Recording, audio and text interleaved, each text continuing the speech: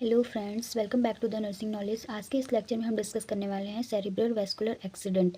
इसको हम स्ट्रोक भी बोलते हैं। सेरिब्रल का मतलब होता है ब्रेन, वैस्कुलर का मतलब होता है blood vessel accident. Blood vessel जो अटैक होता है या फिर एक्सीडेंट होता है। ब्लड वेसल्स में क्या होती हैं, क्लॉट आ जाता है, ब्लड वेसल्स में क्लॉट बन जाता है या फिर ट्रैवल करके आ जाता है क्लॉट, या फिर हेमरेजिक कंडीशन जैसे कि ब्लड वेसल्स जो होती हैं वो रप्चर हो जाती हैं, जिसके कारण ब्रेन में प्रॉपर सप्लाई, ब्लड की प्रॉपर सप्लाई नहीं हो पाती है, जिसकी वजह से ब्रेन सेल जो होती हैं वो क्या होती हैं, डेथ हो जाती है, उनमें नेक्रोसिस आ जाता है, जिसकी वजह से जो ब्रेन जो है वो डैमेज होने लगता है और इसमें पॉसिबली शायद डेथ भी हो सकती है। सो अब हम देखेंगे introduction. A stroke is a serious medical disorder that occur when the blood supply to part of the brain is cut off. ये जो स्ट्रोक है, सेरिब्रल वैस्कुलर एक्सीडेंट जिसको स्ट्रोक कहते हैं, स्ट्रोक क्या है, वो एक सीरियस मेडिकल डिसऑर्डर है। ये तब होता है जब ब्रेन के किसी भी पार्ट में ब्लड का सप्लाई अचानक से क्या होता है, कम हो जाता है या फिर बंद हो जाता है।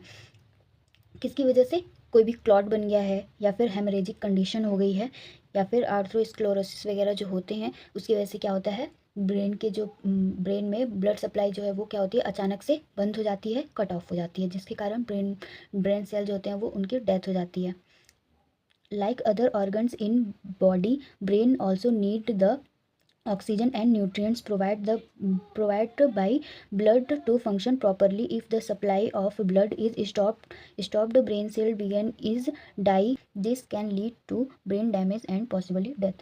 जैसे कि बॉडी के बाकी ऑर्गन्स को क्या होता है, ऑक्सीजन की नीड होती है और न्यूट्रिएंट्स की नीड होती है, वैसे ही ब्रेन को भी ऑक्सीजन और न्यूट्रिएंट्स की नीड होती है। इवन ब्रेन को सबसे ज़्यादा ऑक्सीजन की नीड होती है पूरे बॉडी में। 20% जो है वो ब्रेन ऑक्सीजन को यूज़ करता है।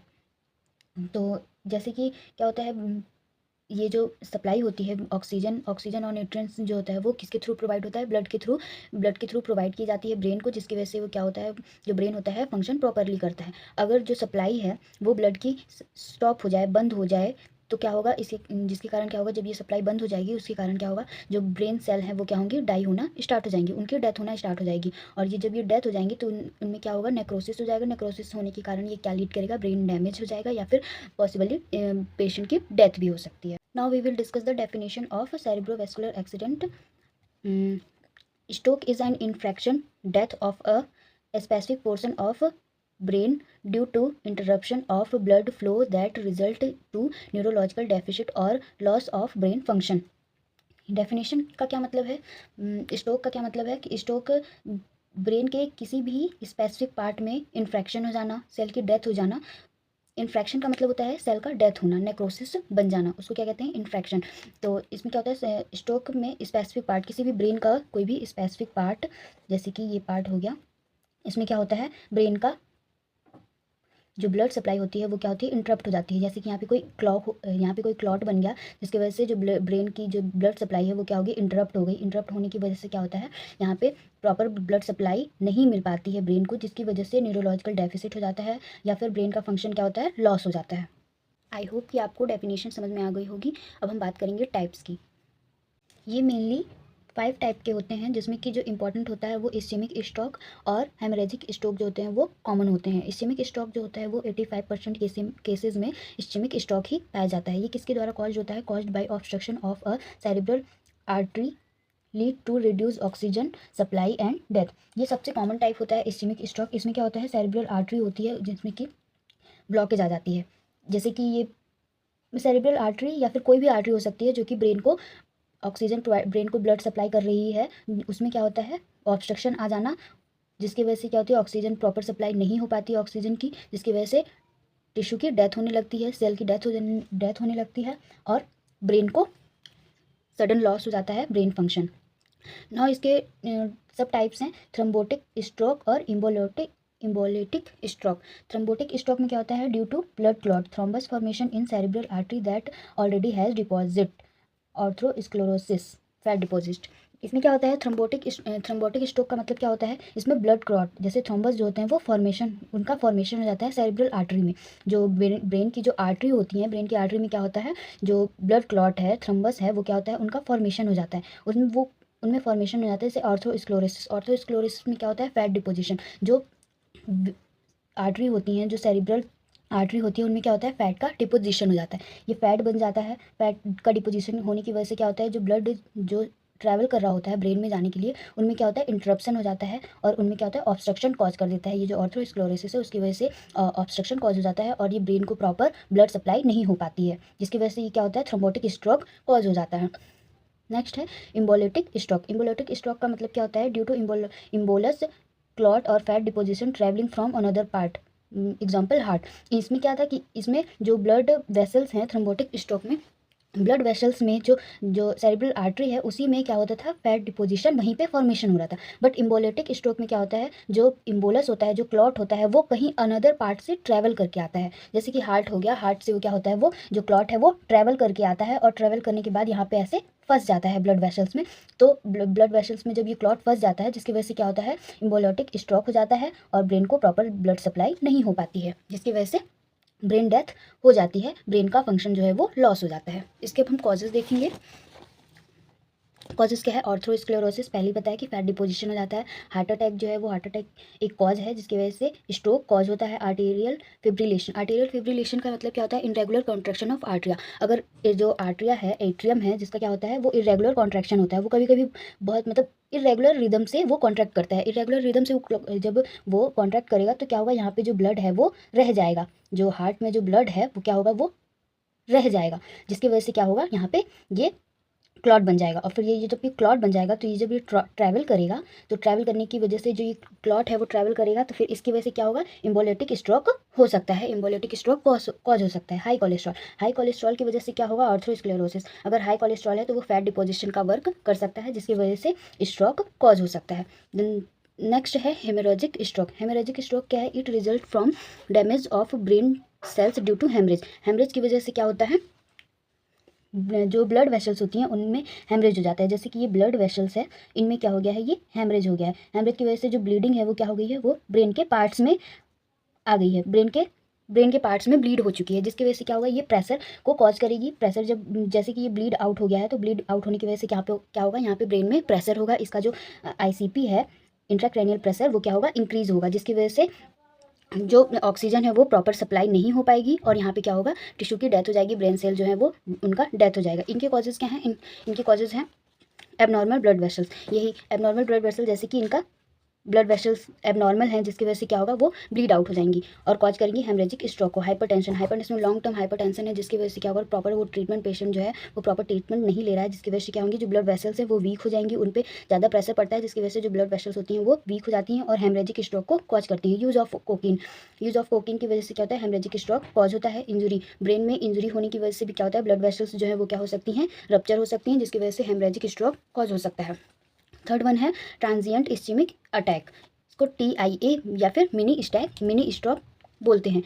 It occurs due to temporary blockage of blood supply to brain. इसमें क्या होता है, ये इस्चेमिक अटैक में क्या होता है, इसमें टेम्परेरी ब्लॉकेज होती है, जो ब्लड वेसल्स है उसमें क्या होता है, टेम्परेरी ब्लॉकेज होती है और ये अपने आप ही कभी कभी ठीक भी हो जाता है। जैसे कि कोई ट्रैवल करके, जैसे इम्बोलिक स्ट्रोक हुआ और वो ट्रैवल करके आया और ब्लड में फंस गया, जिसकी फिर उसके बाद क्या होगा, ये अपने आप ही डाइल्यूट हो जाता है, इसकी टेम्परेरी ब्लॉकेज है। फिर अपने आप जब वो डाइल्यूट हो जाता है तो क्या होता है, जो ब्लड सप्लाई होती है वो वापस से प्रॉपर होने लगती है, फिर इसके जो सिम्टम्स है वो क्या होते हैं, वो रिड्यूस हो जाते हैं। Fourth one is brain stem stroke. This stroke occur in brain stem में ये जो स्ट्रोक है वो क्या होता है, वो पाया जाता है। Fifth one is silent stroke. It stroke occurs without realising, it is called as silent stroke.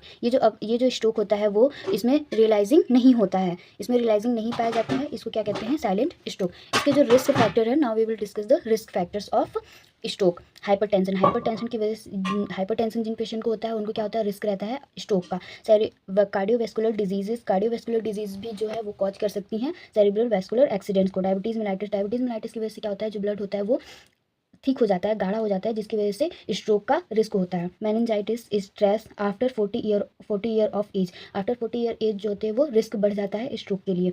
Migraine, headache, obesity, cigarette smoking, heavy alcohol consumption, ये सारी क्या हैं, ये these are the risk factor.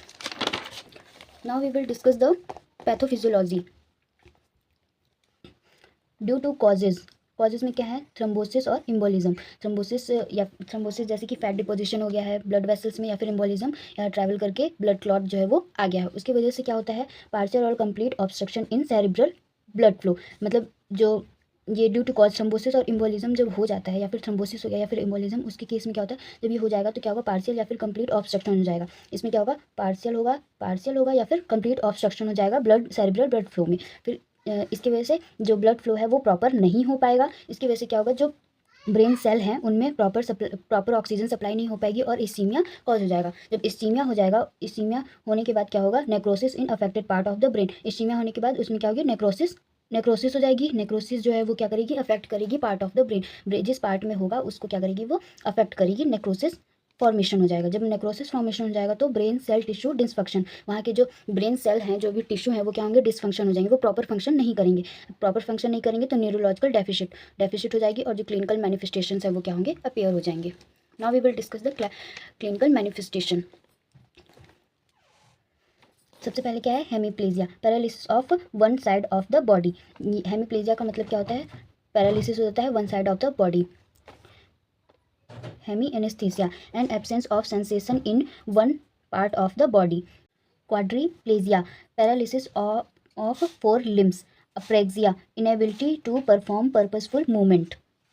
और जो क्लिनिकल मैनिफेस्टेशन है, sign and symptoms हैं, coma होगा, अफेजिया होगा, हेडेक होगा, सीवियर हेडेक होगा, डिप्रेशन होगा, पेशेंट को मेमोरी लॉस हो जाएगी, सेंसरी डिस्टर्बेंस होगा, लैक ऑफ अवेयरनेस होगा, नोजिया, वॉमिटिंग, विजन लॉस हो जाएगा, डिस्फेजिया हो जाएगा, इम्पेयरमेंट ऑफ मेंटल एक्टिविटी में इम्पेयरमेंट आ जाएगी, difficulty in speaking and swallowing, बोलने में और सॉलो करने में क्या होगी, डिफिकल्टी होगी पेशेंट को। Now we will discuss the medical management of ischaemic stroke. Ischaemic stroke के गोल क्या है मेडिकल मैनेजमेंट का, restore blood flow as fast as possible to save brain tissue. Firstly medical management में हम क्या करेंगे, पेशेंट को थ्रोम्बोलाइटिक ड्रग्स TPA प्रोवाइड करेंगे। इसमें थ्रोम्बोलाइटिक ड्रग्स जो हैं वो क्या करती हैं, डिजॉल्व करती हैं क्लॉट्स को, और pre condition do a CT scan to confirm no bleeding before giving TPA जब हम देते हैं तो उससे पहले क्या करना है, CT स्कैन करना है, CT स्कैन कंफर्म करवाना है, जिससे कि कंफर्म हो सके कि हेमरेजिक स्ट्रोक नहीं है और ब्लीडिंग नहीं है। अगर ब्लीडिंग होगी तो हम उसको TPA प्रोवाइड नहीं करेंगे। एंटीप्लेटलेट्स प्रोवाइड करेंगे पेशेंट को, एस्पिरिन, क्लोपिडोग्रेल, जो कि प्रिवेंट करता है न्यू क्लॉट्स को बनने से रोकता है। देन पेशेंट को एंटीकोगुलेंट्स प्रोवाइड कराएंगे, heparin, warfarin use to when clots come from heart. अगर जो क्लॉट है वो अगर हार्ट से आया है या फिर अदर पार्ट से जब आता है, जो इम्बोलिटिक स्ट्रोक जब होता है, इसकी कंडीशन में क्या है, हेपेरिन और वारफरिन को हम पेशेंट को प्रोवाइड करेंगे। स्टेटिन्स प्रोवाइड करेंगे, अटोरवास्टेटिन्स टू लोअर कोलेस्ट्रॉल को लो करने के लिए अटोरवास्टेटिन्स प्रोवाइड करेंगे। मैनेज ब्लड प्रेशर को मैनेज करेंगे, ग्लूकोज केयरफुली, ग्लूकोज को मेंटेन करेंगे, और पेशेंट के हाइड्रेशन को मेंटेन करेंगे with normal saline. Now we will discuss the medical management of haemorrhagic stroke. इसके गोल्स क्या हैं, stop the bleeding, reduce ICP, maintain adequate blood flow to rest of the brain. इसमें क्या करना है, ब्लीडिंग को स्टॉप करना जो है वो गोल है, और रिड्यूस करना है ICP को, इंट्राक्रैनियल प्रेशर जो है वो उसको रिड्यूस करना है, और मेंटेन करना है adequate blood flow to rest of the brain को रेस्ट करने के लिए एडिक्वेट ब्लड फ्लो प्रोवाइड कराना है। सबसे पहले मेडिकल मैनेजमेंट क्या है, स्टॉप ब्लीडिंग को स्टॉप करवाना है, अवॉइड एंटीकोगुलेंट्स एंड एंटीप्लेटलेट्स और जो कोगुलेंट्स जो पेशेंट को अगर प्रोवाइड किया जा रहा है तो उसको क्या करना है, स्टॉप करवाना है, और जो कि रिवर्स करता है ब्लड थिनिंग को रिवर्स करता है, जैसे कि विटामिन के अगर वारफरिन चल रहा है तो हम उसको विटामिन के देंगे, और अगर हेपेरिन चल रहा है तो प्रोटामाइन सल्फेट को प्रोवाइड करेंगे पेशेंट को। BP कंट्रोल करेंगे, कंट्रोल BP के लिए क्या है, high BP increased bleeding but BP should not drop too fast, keep systolic BP 120 mm of Hg IV, anti hypertensive example labetalol. इसमें क्या करना है कि जो BP हाई है उसको हमको कंट्रोल करना है, बट एकदम से कंट्रोल नहीं करना है, एकदम से फास्टली उसको ड्रॉप आउट नहीं करना है, और सिस्टोलिक जो BP को 140 mm of Hg तक रखना है, और पेशेंट है उसको BP कंट्रोल करने के लिए IV देना है, एंटी हाइपरटेंसिव ड्रग जैसे कि labetalol. Reduce intracranial pressure. Reduce intracranial pressure, elevated head 30 degree, osmotic diuretics, mannitol, avoid straining, coughing and binding. Patient को क्या करना है, पेशेंट का जो हेड है वो एलिवेट करना है 30 डिग्री तक, और उसको ऑस्मोटिक डायरेटिक्स प्रोवाइड करना है मैनिटॉल जैसे कि, और अवॉइड करना है स्ट्रेनिंग, कफिंग और बाइंडिंग, जिसकी वजह से क्या होगा, प्रेशर होगा, प्रेशर पड़ेगा, तो उसको अवॉइड करने से क्या होगा, जो इंट्राक्रैनियल प्रेशर है वो क्या होगा, रिड्यूस होगा। हेमरेजिक कंडीशन में, हेमरेजिक स्ट्रोक में पेशेंट को सीजर्स आ सकते हैं, इसीलिए हमको सीजर को पहले से प्रिवेंट करना है। Bleeding cause bleeding cause irritation of brain tissue. Bleeding जो है वो कॉज कर सकती है ब्रेन टिश्यू में इरिटेशन। कैन ट्रिगर सीजर, जो कि सीजर को ट्रिगर कर सकती है। इसमें हमको क्या करना है, पेशेंट को एंटी इपिलेप्टिक ड्रग्स प्रोवाइड करना है, जैसे कि phenytoin. IV fluids, isotonic fluid, normal saline 0.9% does not enter brain tissue, hypertonic saline to draw fluid out of brain, reduce ICP। IV fluids patient को प्रोवाइड करना है, ये isotonic fluids provide करना है, जो कि जिसमें नॉर्मल सलाइन हम प्रोवाइड करेंगे जो 0.9% होगा। ये ब्रेन में इन टिश्यू को इंटरप्ट नहीं करता है। और हाइपरटोनिक सलाइन जो होती है वो क्या करती है, फ्लूइड को आउट करता है और ब्रेन को रिड्यूस, ब्रेन के जो प्रेशर है इंट्राक्रैनियल प्रेशर उसको क्या करता है, वो रिड्यूस करता है। होप कि आपको ये टॉपिक अच्छे से समझ में आ गया होगा। आज हमने डिस्कस किया सेरेब्रल वैस्कुलर एक्सीडेंट्स के इंट्रोडक्शन को, डेफिनेशन को, टाइप्स को, रिस्क फैक्टर्स को, और medical management of ischaemic strokes and medical management of haemorrhagic stroke. अगर आपको ये वीडियो पसंद आया हो, थोड़ा सा भी हेल्पफुल लगा हो, तो चैनल को लाइक शेयर एंड सब्सक्राइब जरूर करें। Thank you.